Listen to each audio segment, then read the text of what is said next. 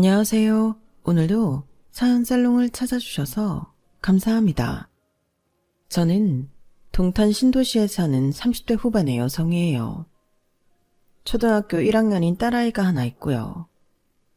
코로나가 유행하기 바로 직전에 이혼을 했어요. 그러니까 벌써 4년이 훌쩍 넘어버렸네요. 사연살롱 애청자로서 그동안 많은 이혼 사연에 공감을 했는데요. 저 역시 같은 경험이 있기 때문인 것 같네요.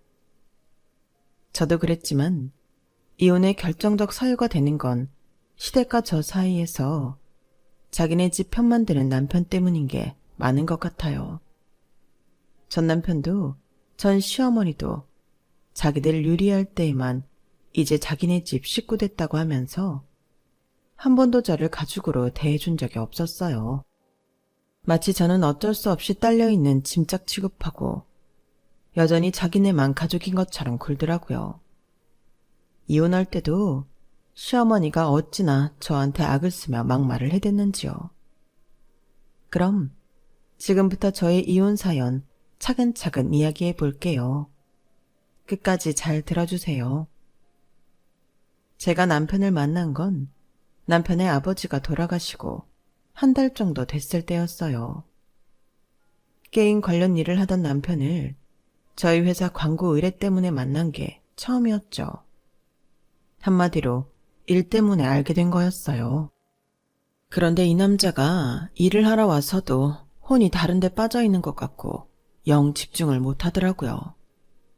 그래서 제가 항의를 했더니 순순히 사죄를 하며 솔직하게 말하더라고요. 사실 아버지가 돌아가신 지 얼마 안 됐어요. 너무 갑작스럽게 생긴 일이라서 아직도 실감이 나지를 않아요. 자꾸 아버지랑 있었던 일이 떠오르고 못해드린 것만 생각나고 후회가 많네요. 저는 그런 남편을 순수하고 정이 많은 사람으로 봤어요. 그래서 마감 일자도 많이 늘려주고 회사에도 낼 서류도 제가 대신해서 처리해주기도 했죠. 그러다가 사귀게 됐고 결혼까지 하게 됐는데요. 친정 부모님은 제가 홀시어머니 모시게 된다고 걱정을 하셨어요. 엄마, 그렇게 따지면 홀부모 있는 사람들 다 결혼하기 힘들게? 사람 운명인데 그것까지 어떻게 할 수 없는 거잖아. 그거야 물론 그렇지만 어째 그 안 싸던 자리가 종호한테 우리 애가 하는데 좀 간섭이 심할 것 같아서 말이야. 가뜩이나 하나 있는 여동생은 해외로 시집가서 잘 오지도 않는다며. 그럼 아들한테 더 집착하지 않겠어? 그래도 결혼하면 달라지잖아. 엄마도 나보고 항상 마음으로는 어린애 같다고 하잖아. 종우 어머니도 마찬가지일 거야. 제가 왜 그렇게 시어머니를 감싸면서까지 결혼을 설득했나 모르겠어요. 부모님이 감이라는 게 참 무서운 건데 제가 너무 쉽게 한 귀로 듣고 한 귀로 흘려버린 것 같아요.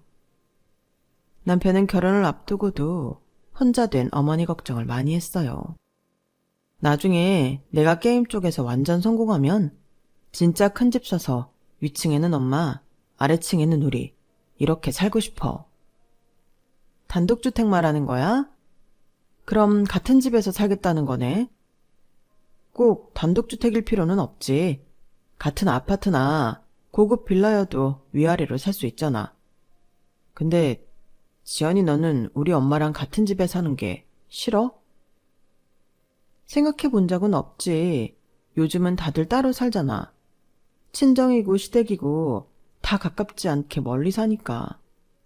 근데 친구들 보면 아이 낳고 하면 아무래도 친정 엄마 도움을 더 받게 되니까 친정 가까운 데로 이사가는 애들은 꽤 있더라. 제 말을 듣고 남편은 더 이상 아무 말도 하지 않았어요. 저는 그걸 대수롭지 않게 여겼고요. 사실 남편은 친정하고 가까이 사는 건 꿈에도 생각해 본 적 없었던 거였어요. 제가 시어머니랑 같이 사는 걸 생각해 본 적 없었던 것처럼요. 그래도 저는 남편이 아버지 돌아가시고 어머니에 대한 마음이 애틋해졌구나. 마음이 참 곱다. 그렇게만 여겼어요. 물론 자기 엄마 생각하는 건 절대 나쁘지 않아요. 좋은 일이기도 하죠. 하지만 자기와 같이 사는 아내를 무시하면서까지 그러는 건 문제 아니겠어요?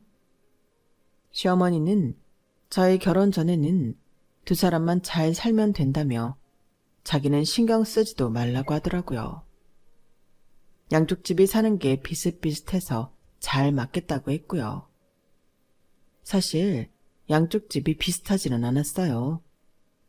할아버지가 지방에서 큰 녹차밭을 갖고 계시고 그 일대에 꽤 많은 땅을 갖고 계셨는데 이미 아빠한테 주겠다는 유언장 공증까지 다 해놓았거든요.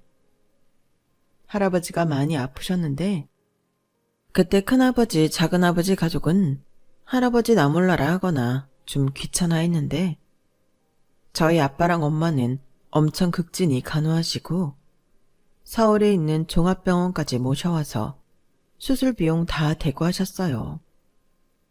그렇다고 저희 집이 막 잘 사는 건 아니에요. 아빠는 공무원이고 엄마는 제가 대학 다닐 때까지 화장품 가게를 운영하시다가 그만두셨어요. 평범했는데 할아버지 재산을 받게 되면 좀 형편이 나아지기는 하죠. 그에 비해 남편 집안은 남편 집보다 더 어려운 사람들이 있으면 있지 여유 있는 친인척이 없다고 했어요. 저는 저희 부모님이 할아버지한테 했던 게 떠올라서 남편을 더 좋게 봤던 것 같아요. 결혼 당시에 저희가 꽤 많은 유산을 받을 거라는 얘기는 하지 않았어요.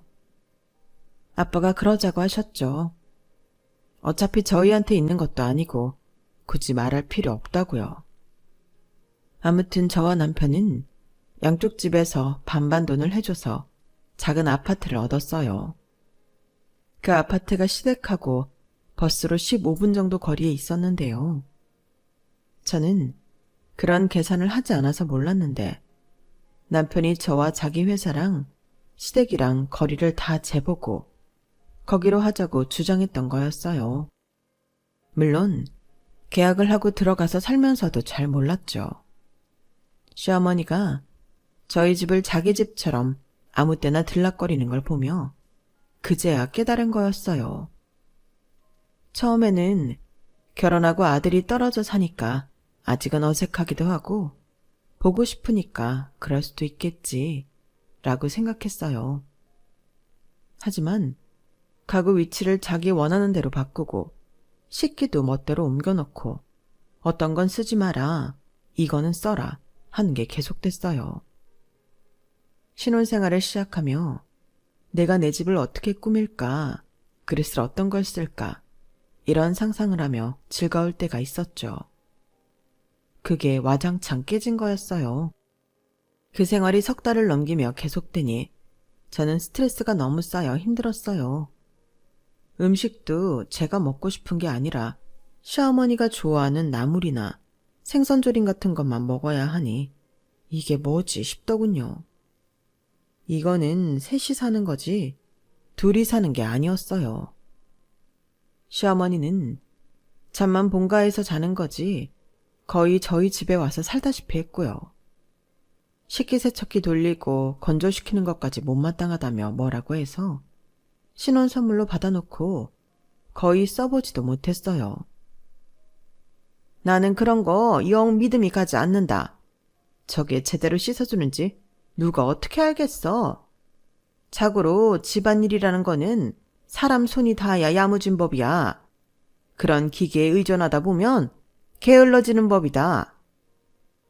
어머니, 요새는 이런 기계가 사람보다 훨씬 잘해요. 저나 종호 씨 둘 다 맞벌이라 바쁘잖아요. 이런 거라도 기계의 도움을 받아야죠.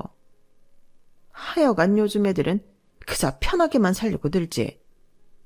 시어머니는 이렇게 혀를 차며 제 이야기를 들어주려고도 하지 않았어요. 아주 돈이면 뭐든 다 되는 줄 알아. 어머니, 식기세척기 안 쓰면 종우 씨도 매번 손으로 설거지해야 되는데 괜찮으시겠어요? 내 아들을 꼭 그렇게 설거지 시켜야 속이 시원하겠니? 어? 시키는 게 아니라 돌아가면서 하는 거예요. 그러기로 했고요. 어머니도 종호 씨가 얘기해서 다 알고 계시잖아요. 제 말에 시어머니는 입을 꾹 다물었어요. 할 말이 없으니 저를 매섭게 노려보기만 하더군요. 시어머니가 저희 집은 당신 집처럼 여기는 건 날이 갈수록 더 심해졌어요. 시어머니 자고 가는 방 커튼 바꾸고 이불 바꾸는 건 그렇다 쳐요. 그런데 제가 없을 때 안방까지 들어와서 이상하고 묵직한 무슨 의료회사에서 나온 매트를 깔아놓지를 않나. 제 화장대 서랍에 있던 액세서리 통을 마음대로 가져가지 않나. 진짜 너무하더라고요. 제가 정색을 하고 액세서리 통을 찾으니까 시어머니는 제 반응에 놀랐는지 자기가 실수로 가져간 것 같다며 저한테 주더라고요. 아니, 나도 기억에 전혀 없는데 집에 가보니까 내 가방에 그게 있지 뭐니? 알았으면 어제 네가 그렇게 찾는데 그 자리에서 줬지. 그러니까 그런 건 좀 잘 둬라.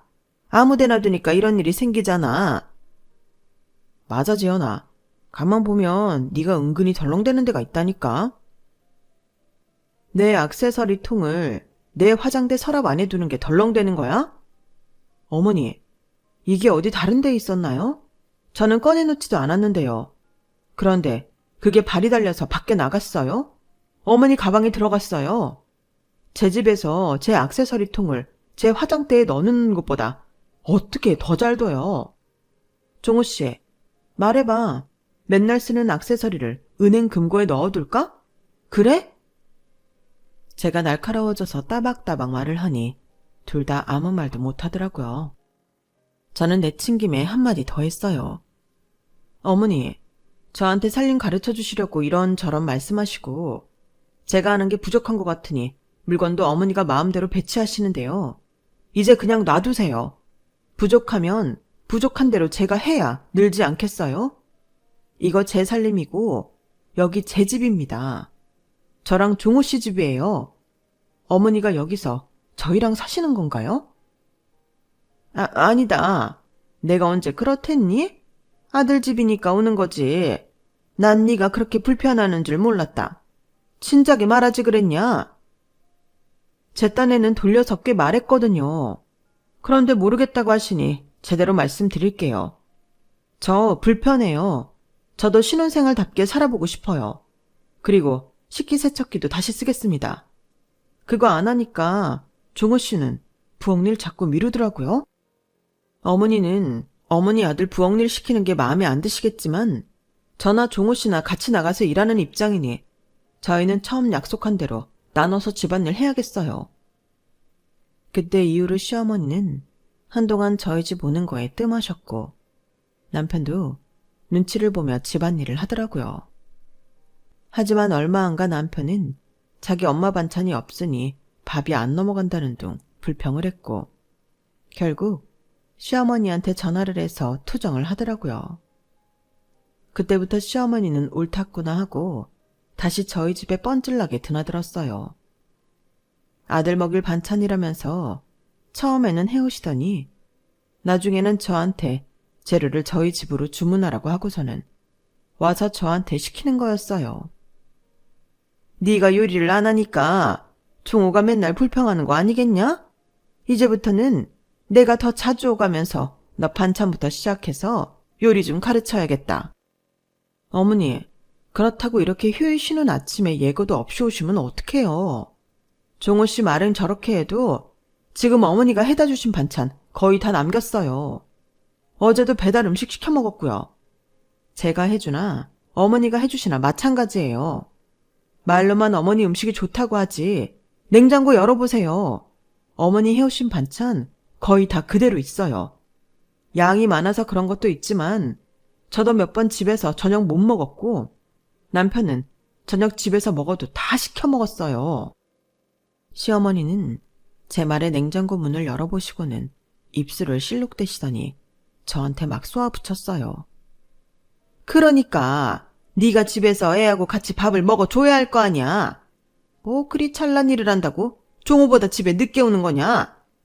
그건 그렇고 너도 우리 집안 입맛에 맞는 요리는 배워야지. 어디서 그렇게 말대답이야? 잘못 알고 계시니까 말씀드린 거지 말대답하는 건 아니었어요.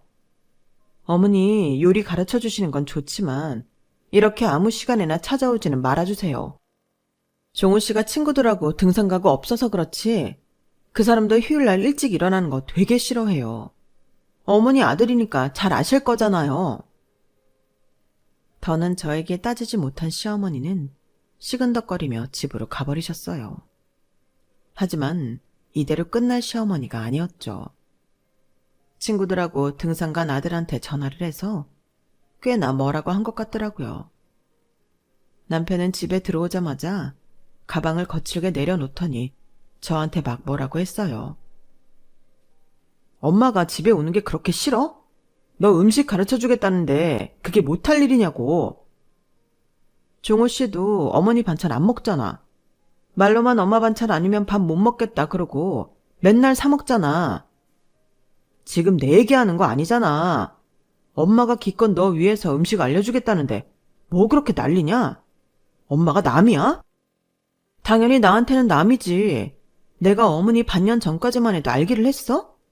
이거 종호 씨나 어머니 보기에는 별거 아닌 것 같겠지만 나한테는 간섭이고 사생활 침해라고. 그러는 종호 씨도 휴일 아침 일찍 우리 부모님이 찾아와서 종호 씨 깨우면 어떨 것 같은데? 종호 씨처럼 쉬는 날 방해받는 거 싫어하는 사람 또 있어? 야, 어쨌든 이제 우리 엄마는 남 아니잖아. 이렇게까지 질색팔색 할 일이냐고. 종호 씨, 내 말에 대답 안 하고 자꾸 나보고만 뭐라 하지 마. 종호 씨 말해봐. 우리 부모님도 남 아니니까 쉬는 날 찾아와서 아침 일찍 깨워서 일 시키면 좋겠냐고. 그리고 나 전에 몰랐는데 종호 씨 여기에 집 장만하는 거 고집한 이유 있지? 종호 씨 본가랑 가까워서 그런 거지. 내 말이 틀리면 틀리다고 해봐. 남편은 저한테 한마디도 안 진다며 화를 내고 도로 나가버렸어요. 아무튼 그렇게 몇 번이고 싸운 끝에 남편이 시어머니와 이야기를 했죠. 그래서 시어머니가 저한테 요리를 가르치겠다느니 집안일을 어떻게 해야 한다느니 하며 휴일에 찾아오는 일은 거의 없어졌어요. 시어머니랑 이런 난리를 치르는 동안 친정 부모님은 정말 저희한테 조심하셨어요. 아무 때나 전화도 하지 않았고 어쩌다 안부 전화 빼먹어도 그걸로 뭐라 하시는 적도 없었죠. 오히려 바쁜데 잊어버릴 수도 있지 별일 없이 지내면 그걸로 됐다고 하시는 분들이었어요. 아무튼 시어머니와의 일 그리고 남편하고의 일은 제가 풀어야 되니 친정에는 얘기를 하지 않았어요. 결혼하자마자 시어머니 때문에 힘들고 남편이 생각했던 것과 다르다고 말하는 것도 다 불평불만 같아서 말을 못하겠더라고요. 친정 부모님도 애써 길러 결혼시켜 놨더니 바로 나쁜 말만 들리면 어디 좋으시겠어요? 게다가 녹차밭 일 때문에 지방에 가실 때도 많아서 저희한테 간섭하실 틈도 없었어요. 그러니 제가 이 정도로 힘들어하는 줄도 전혀 모르셨죠. 전화로는 늘 잘 지내고 있다고 하니 그런 줄 아셨을 거예요. 저는 순진하게 이 모든 일들을 시간이 해결해 줄 거라고 믿었어요. 차츰 서로 다른 점을 이해하고 보완해 가면서 살 수 있을 줄 알았네요. 하지만 다음에 제가 딸을 낳고서 시어머니한테 더더욱 실망했어요. 친정에서는 엄청 기뻐하셨고 저한테 축하와 격려도 많이 해주셨어요. 아휴, 우리 딸이 아기를 낳았어. 아기가 아기를 낳았네. 이게 무슨 기분인지 모르겠다. 세상에 내 딸이 어른이 돼서 엄마가 되다니. 엄마가 할머니가 됐네. 나 너무 감격스럽다. 아빠도 그렇다. 참 뭐라고 말로 표현을 못하겠구나. 가슴이 벅차오르고 괜히 눈물도 나려고 그런다. 수고했다 지연아. 그리고 이런 기분 느끼게 해줘서 고맙다. 헤이, 두 분 다 뭐 그렇게까지. 엄마, 그리고 나 엄마 말대로 어른이야. 애기 아니야. 앞으로 더 책임감이 강해져야지. 엄마가 됐으니까. 처음부터 잘하는 사람 없어. 우리가 많이 도와줄게. 그리고 김서방 자네도 우리 지연이랑 힘 합쳐서 아이 잘 키워야 하네. 아이는 혼자 키우는 거 아니야. 우리 때야 시대가 그랬으니 여자들이 더 육아를 많이 했지만 지금은 그런 세상이 아니지 않나? 지연이 고생한 거 잘 알아주고 지금보다 더 분담 많이 해야 되네. 당신은 사위한테도 축하를 해야지. 뭐 그런 말부터 해. 김서방, 아빠 된 거 축하하네. 네, 감사합니다, 장인어른. 그리고 장모님 말씀도 잘 새겨 듣겠습니다. 남편은 얼떨떨한 표정으로 미소를 지으며 친정 부모님한테 인사를 했어요. 아마 자기도 속으로 찔렸겠죠. 집안일 거의 저한테 미루고 안 하기 일쑤였거든요.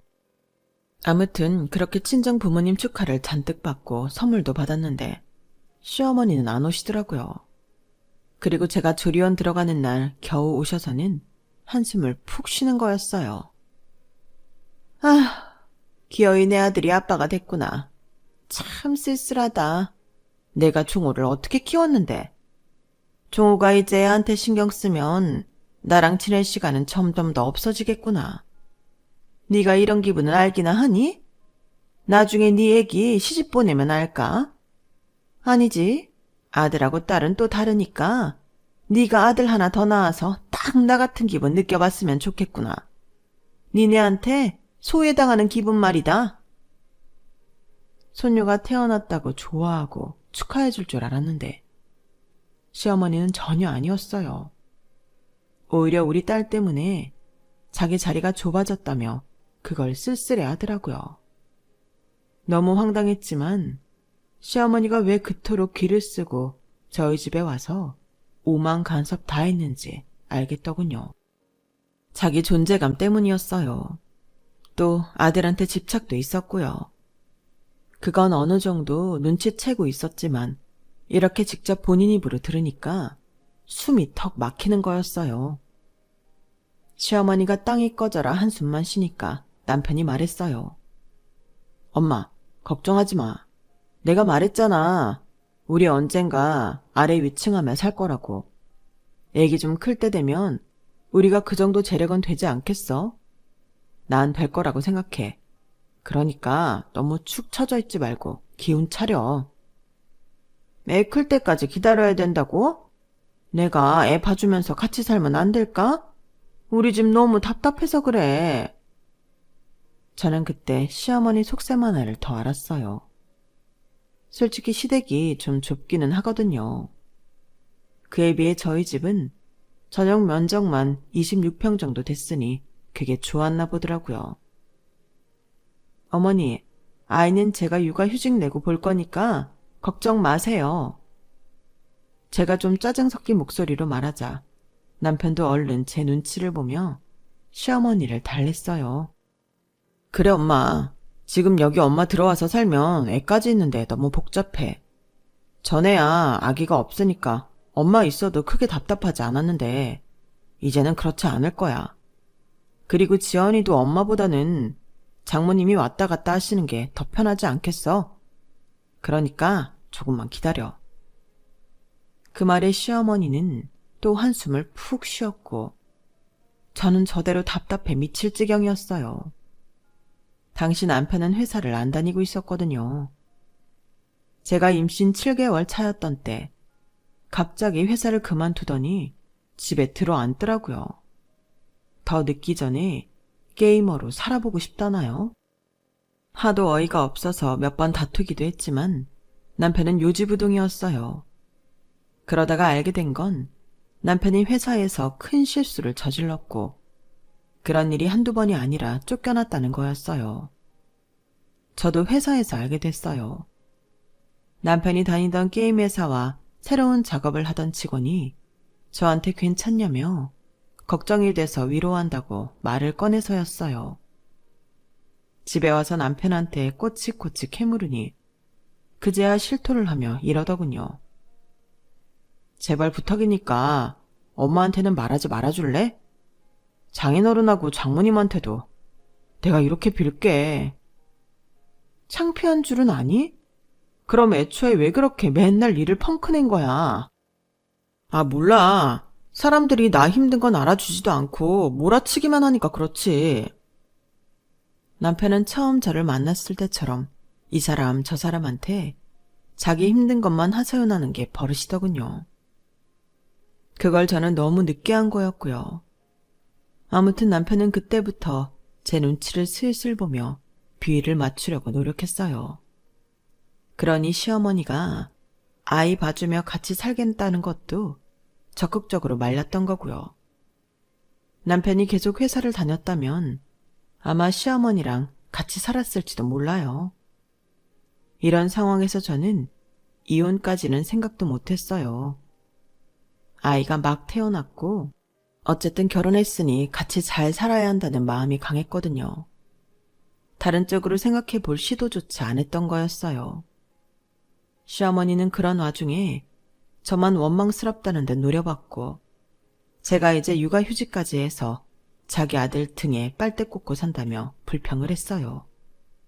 빨대는 자기 아들이 저한테 꽂았는데 말이죠. 저는 월급의 3분의 2가 나왔고 아이가 태어났을 때는 특별 지원금도 받았으니까요. 남편은 정말 게이머를 할 생각인지 하루 종일 모니터 앞에 앉아 게임질만 해댔고 어디 면접 보러 가는 신용도 하지 않았어요. 이력서는 몇 군데 넣은 것 같긴 했는데 아무 데에서도 연락이 오지 않는 모양이었어요. 하긴 그쪽 업계에서 사고치고 잘렸는데 덥석 데려갈 회사가 있을 리 없죠. 그러면서 시어머니와의 사이는 점점 더 나빠졌고 저는 아이가 돌이 지나고 다시 회사로 돌아갈 준비를 했어요. 그때 친정아빠가 저한테 제안을 하나 하셨어요. 너 말이다. 우리 차 사업 좀 도와줄 수 있니? 차 사업? 할아버지는 녹차를 기업에 납품만 하신 거 아니었어? 그랬는데 아빠가 물려받으면서 우리 브랜드를 만들게 됐어. 찻잎이 더 온전하게 소비자한테 닿으려면 그게 제일 좋겠다 싶었거든. 브랜드 만들고 유통은 시작했는데 부족한 게 많은 것 같거든. 네가 우리 차에 맞는 기획도 좀 해주고 홍보랑 광고 쪽 맡아주면 좋겠는데. 제가 회사에서는 기획을 담당했지만 대학 때 전공은 마케팅이었기 때문에 어쩐지 할 수 있을 것 같았어요. 본사 사무실은 서울에 있으니 지방에 자주 가지 않아도 된다길래 저도 아빠 회사에 합류를 하게 됐네요. 고민을 안 한 건 아니었지만 어쨌든 아빠가 제 능력을 필요로 하고 있는데 안 한다는 것도 도리가 아닌 것 같았어요. 저와 아빠는 일을 하고 엄마는 아이를 봐주는 생활을 시작했어요. 친정엄마가 전보다 더 자주 집에 드나드니 남편도 집에만 있을 수 없어 일단 밖으로 나가더라고요. 어쨌든 그렇게 해서 시어머니와는 훨씬 덜 마주치게 돼서 스트레스도 많이 줄었어요. 저는 일할 때보다 시어머니 때문에 스트레스가 더 심했더라고요. 그걸 깨닫고 저도 꽤나 놀랐어요. 남편과도 부딪힐 일이 줄어드니 마음을 덜 두게 되었고요. 친정엄마가 아이 봐주느라 너무 고생을 해서 허리까지 안 좋아지신 게 너무 속상하더라고요. 그래서 어버이날에 친정 부모님하고 1박 2일로 강원도 여행을 다녀왔죠. 그걸 남편이 또 시어머니한테 말했나 보더라고요. 시어머니는 저한테 문자로 한바탕 퍼부었어요. 니네 부모만 부모고 나는 그냥 아는 사람이냐?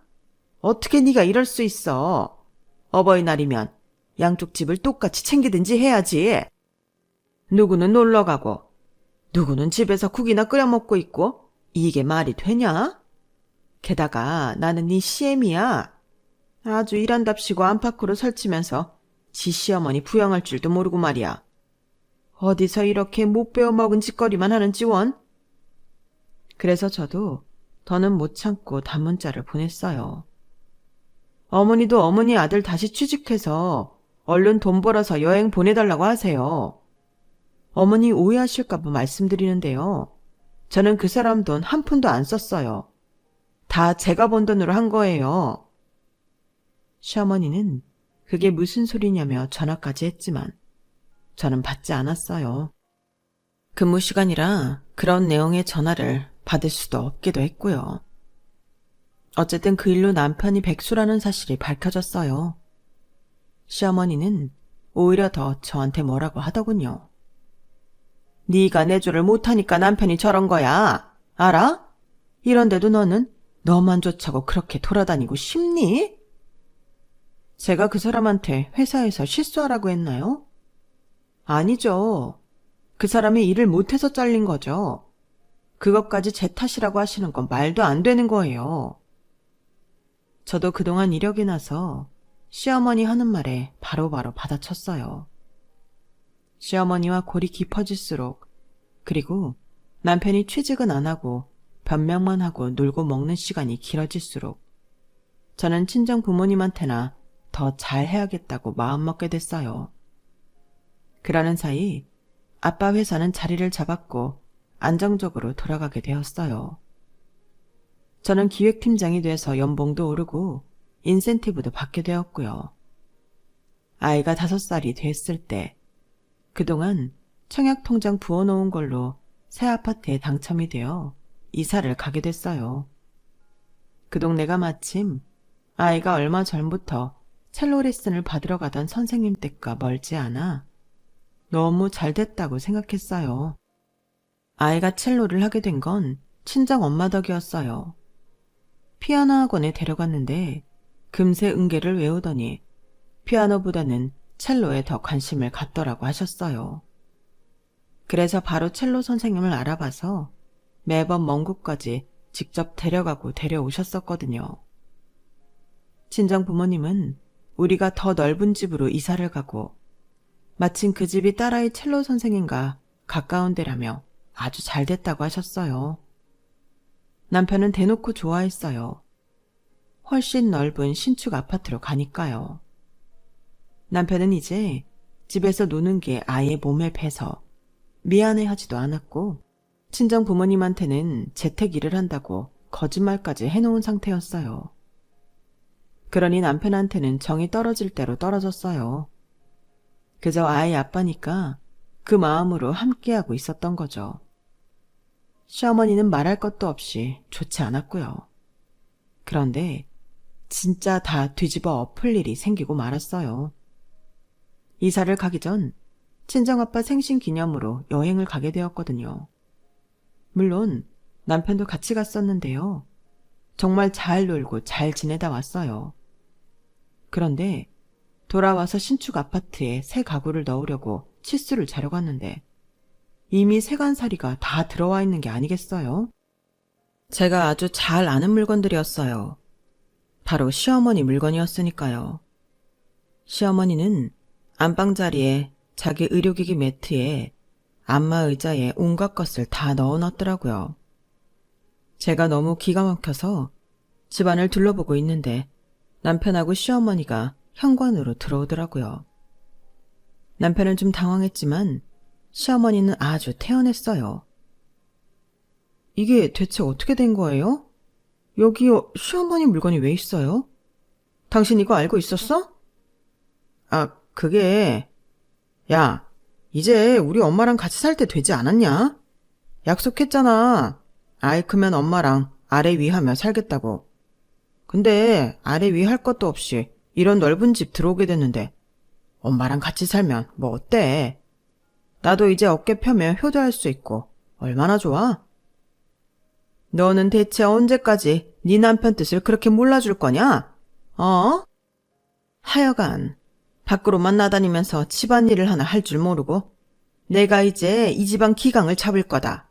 서아도 내가 붙잡고 단단히 교육시킬 거니까 그리 알아. 아니요. 그럴 일 전혀 없어요. 어머니 짐 다 빼세요. 바로 빼세요. 아니면 저 가만 안 있어요. 너 진짜 이럴래? 엄마더러 여기서 나가라는 거야? 네가 그러고도 며느리야? 저는 그러는 남편 뺨을 바로 철썩 올려 쳐버렸어요. 맞는 남편도 시어머니도 너무 놀라서 휘둥그레져 저를 쳐다보더군요. 야, 몇 년째 일도 안 하고 쳐놀기만 하면서 뭐가? 어째? 이제 어깨 펴? 웃기시네. 야, 너 백수인 거 들키고서는 너 취업해서 재택근무한다고 니네 엄마한테 뻥 쳤잖아. 니네 엄마 아직도 네가 재택근무자인 줄 알지? 아줌마, 여기 아줌마 아들 반품하니까 그렇게 알고 도로 수거해 가세요. 이 짐 다 안 빼면 저 관리실에 연락할 거고 사람들 불러서 다 재활용센터 보내버릴 거니까 그렇게 아세요. 시어머니는 너무 놀라 남편을 쳐다보며 겨우 말했어요. 너 이게 무슨 말이야? 회사 안 다녀? 재택근무한다는 거 거짓말이었어? 아, 엄마. 그게 그러니까. 야, 박지연. 너 진짜 이럴래? 너야말로 미쳤지? 네 돈 한 푼 안 들인 내 집 갖고 네가 효도를 하시겠다. 나는 절대 그렇게는 못해. 아줌마, 저 이제 아줌마하고 남이니까 얼른 짐 빼세요. 안 그러면 저 가택침입죄로 신고해버릴 거예요. 제가 하도 무섭게 말하니 시어머니는 덜덜 떨며 집을 나갔고 남편도 바로 뒤따라 나갔어요. 저는 그 길로 변호사 사무실을 찾아가 이혼 소장을 접수했고 얼마 안 가 남편한테 이혼 서류를 보냈어요. 물론 그 전에 제가 아이와 집을 나왔고요. 한동안 연락이 없던 남편은 제가 이혼 서류를 보내자 그제야 제가 진심으로 그러는 줄 몰랐다며 찾아와서 싹싹 빌더라고요. 지연아, 나는 네가 그렇게까지 화를 낼 줄 몰랐어. 미리 말 안 해서 많이 서운했지? 그래도 이건 아니지. 우리 서아를 생각해서라도 이러면 안 되잖아. 이혼은 절대 해결책이 될 수 없어. 그러니까 마음을 가라앉히고 잘 생각해보자, 우리. 서로 합의할 수 있는 지점을 찾아내자고. 합의할 수 있는 지점은 이혼이야. 너 그딴 말로 나 어떻게 해볼 생각 하지 마. 나도 너에 대해 알 만큼 알았고 볼 거 다 보면서 살았잖아. 그런데 네가 그러는 게 나한테 통할 거라고 생각해? 너 위자료나 단단히 준비해도 그동안 네가 살면서 얼마나 우리 재산 늘리는데 기여했는지는 변호사하고 법원이 판단해 줄 테니까. 그런 줄 알아. 네 엄마랑 어디 잘 해봐. 남편은 싹싹 빌다가 어쩔 수 없이 일어나서 자기 엄마 집으로 갔어요. 여태까지 자기 백수인 것도 감춰준 나한테 단 한 번도 고맙다는 말 한 적도 없고 제 돈으로 살면서 당연하다는 듯 받기만 해놓고는 정말 이혼하게 생겼으니 이제 와서 설설 기는 척하는 게 너무 가소롭더라고요. 시어머니는 결국 제가 자기 아들 신세를 망쳤다며 아주 전화로 막말을 하고 문자로도 온전히 못 살 거라며 저주를 퍼붓더라고요. 그래서 제가 한마디 했죠. 아줌마, 나한테 전화해서 한 말 다 녹음했거든요. 그리고 문자들도 다 모아서 이혼 소송에 꼭 쓸 거니까 그렇게 알아요. 계속 막말해 보시죠. 그러자 시어머니는 말없이 전화를 탁 끊더니 그 뒤로 연락 한 번을 하지 않았어요. 저는 이혼 소송에서 승소를 했고요. 위자료도 받았어요. 전부 다 주지는 못했지만 아무튼 시댁집도 팔고 뭐 여러 가지로 쥐어짜기는 했더라고요. 저는 그 인간하고 시어머니 마주치고 싶지 않아서 양육비도 포기했어요. 그래서 지금도 두 사람 소식은 모르고 지내네요. 그게 서로에게 더 좋을 것 같아요. 아이는 저와 함께 잘 살고 있어요. 친정 부모님도 저희 집과 가까운 곳으로 이사 오셔서 저는 외롭고 힘든지도 모르겠고요. 제 사연은 여기까지예요. 어떻게 들으셨는지 모르겠지만 사람의 직감이라는 거 있잖아요. 그런 게 작동할 때는 무시하지 말고 현명한 대처를 하시길 바라요. 저처럼 오랜 세월 살며 속으로 골마 들어가 폭발할 때까지 기다리지 마셨으면 해요. 그럼 다들 건강하시고 행복하세요. 감사합니다. 여러분, 사연 댓글에 응원과 현명한 조언 부탁드려요. 좋아요와 구독은 저에게 큰 힘이 됩니다. 오늘도 좋은 일 가득하세요.